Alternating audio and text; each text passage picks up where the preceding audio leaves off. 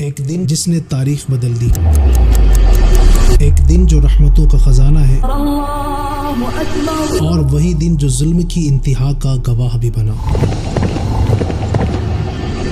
اور وہ دن ہے یوم عاشوراء یعنی 10 محرم الحرام۔ یہ وہی دن ہے جب حضرت آدم علیہ السلام کی توبہ قبول ہوئی، وہی دن جب انہیں پہلی بار جنت میں داخل کیا گیا، اسی دن پیدا ہوئی زمین، آسمان، سورج، چاند، ستارے۔ یہی وہ دن ہے جب حضرت ابراہیم علیہ السلام کو آگ سے نجات ملی، اسی دن حضرت موسیٰ علیہ السلام اور ان کی قوم نے نجات پائی، اور اسی دن فرعون غرق ہوا۔ اسی دن حضرت عیسیٰ علیہ السلام پیدا ہوئے اور اسی دن آسمان کی طرف اٹھائے گئے۔ یہی وہ دن ہے جب حضرت نوح علیہ السلام کی کشتی کوہ جودی پر ٹھہری، اسی دن حضرت یونس علیہ السلام مچھلی کے پیٹ سے نکالے گئے، اسی دن حضرت ایوب علیہ السلام کی تکلیف دور ہوئی، اور اسی دن آسمان سے پہلی بار بارش زمین پر آئی۔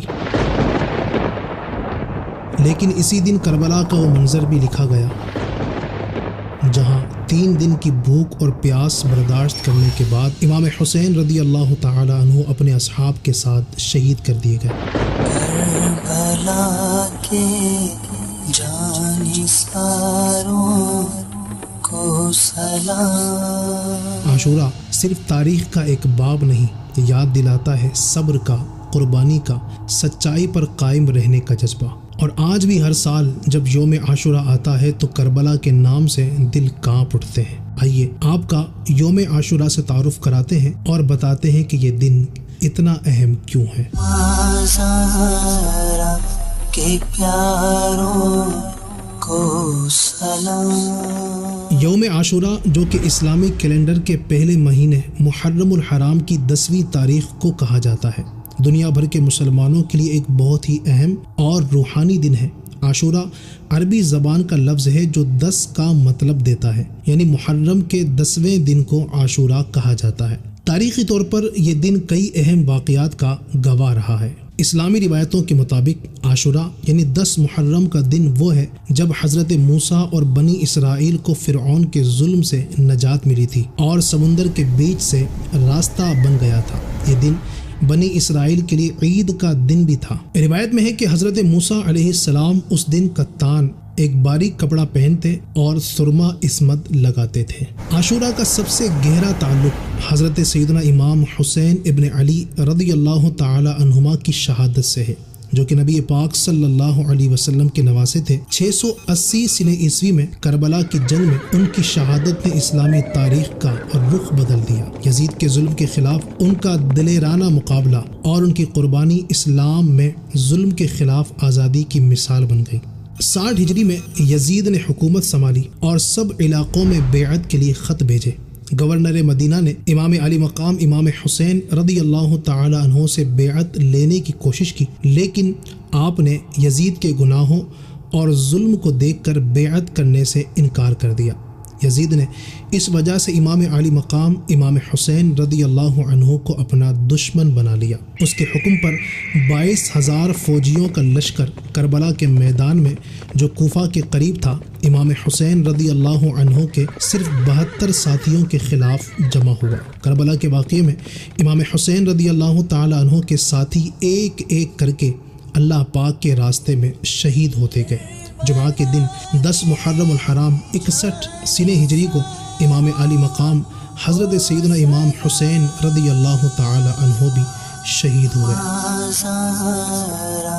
کے پیاروں کو سلام۔ لیکن انہوں نے کبھی بھی ظالم یزید کی بیعت نہ کی۔ امام حسین رضی اللہ تعالی عنہ کا ظلم کے خلاف جد و جہد، ان کا صبر اور یقین مسلمانوں کا عدل اور سچائی کے لیے کھڑا ہونے کی تعلیم دیتا ہے۔ قربانی، رحمت اور استقامت کے اصول ہر دور کے لیے معزز ہیں۔ محرم الحرام اسلامی کیلنڈر کا پہلا مہینہ ہے۔ یہ مہینہ بہت فضیلت والا ہے، خاص کر 10 محرم کا دن یعنی عاشوراء۔ نبی کریم صلی اللہ تعالی علیہ وآلہ وسلم نے خود اس دن کا روزہ رکھا اور صحابہ کرام رضی اللہ تعالی عنہم کو بھی روزہ رکھنے کا حکم دیا۔ اسلام سے پہلے بھی لوگ اس دن کا احترام کرتے تھے اور روزہ رکھتے تھے۔ ہمیں بھی عاشورہ کے دن روزہ رکھنا چاہیے اور عبادت میں اضافہ کرنا چاہیے۔ جب عاشورہ کو روزہ رکھیں تو ساتھ میں 9 یا 11 محرم کا روزہ بھی رکھ لینا چاہیے۔ محرم الحرام ہمیں ہر سال کربلا کے شہیدوں کی یاد دلاتا ہے، خاص کر نبی کریم صلی اللہ علیہ وسلم کے نواسے امام الشہداء امام حسین رضی اللہ تعالی عنہ کی۔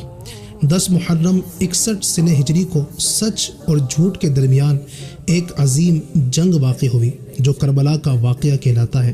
کربلا کے شہیدوں کی ہمت اور استقامت نے لوگوں کو یہ درس دیا کہ برائی کے سامنے کبھی جھکنا نہیں چاہیے۔ اگر امام حسین رضی اللہ عنہ یزید سے بیعت کر لیتے تو پوری فوج ان کے قدم چومتی، انہیں عزت ملتی، دولت ملتی، مگر ان کا دل دنیا سے آزاد تھا۔ جس شخص کے لیے دنیا خود غلام ہو، اسے دنیا کے حسن کا کیا لالچ۔ امام حسین سید الشہداء رضی اللہ تعالیٰ عنہ نے دنیا کے عیش و آرام کو چھوڑ کر صرف حق کے لیے مشکلات کا خیر مقدم کیا۔ حدیث کے مطابق نبی کریم صلی اللہ تعالیٰ علیہ وآلہ وسلم نے فرمایا، مجھے اللہ کی رحمت سے امید ہے کہ عاشورہ کا روزہ 1 سال کے گناہوں کا کفارہ بنے گا۔ حکیم الامت مفتی احمد یار خان رحمۃ اللہ علیہ نے فرمایا، جو شخص 9 اور 10 محرم کے روزے رکھے اسے بہت ثواب ملے گا۔ جو اپنے گھر والوں کے لیے اچھا کھانا بنائے اس کے گھر میں سال بھر برکت رہے گی۔ بہتر ہے کہ کھچڑا پکایا جائے اور امام حسین رضی اللہ عنہ کے لیے فاتحہ کی جائے۔ عاشورہ کی رات کو 4 رکعت نماز نفل ادا کریں۔ ہر رکعت میں سورہ فاتحہ کے بعد آیت الکرسی 1 بار اور سورہ اخلاص 3 بار پڑھیں۔ نماز کے بعد سورہ اخلاص 100 مرتبہ پڑھیں۔ اس عمل کی برکت سے گناہ معاف ہوں گے اور جنت میں عظیم نعمتیں نصیب ہوں گی۔ محرم کی تاریخ ہمیں یہ سبق دیتی ہے کہ ہمیشہ سچ کے لیے کھڑے رہنا چاہیے، چاہے روزہ ہو، دعا ہو یا نیک عمل۔ مسلمان پوری دنیا میں عاشورہ کے دن کے واقعات کو یاد کر کے ایمان، انصاف اور صبر کی تعلیم لیتے ہیں۔ عاشورہ ہمیں یاد دلاتا ہے کہ سچ اور انصاف کے لیے جینا آج بھی اتنا ہی اہم ہے جتنا اس وقت تھا۔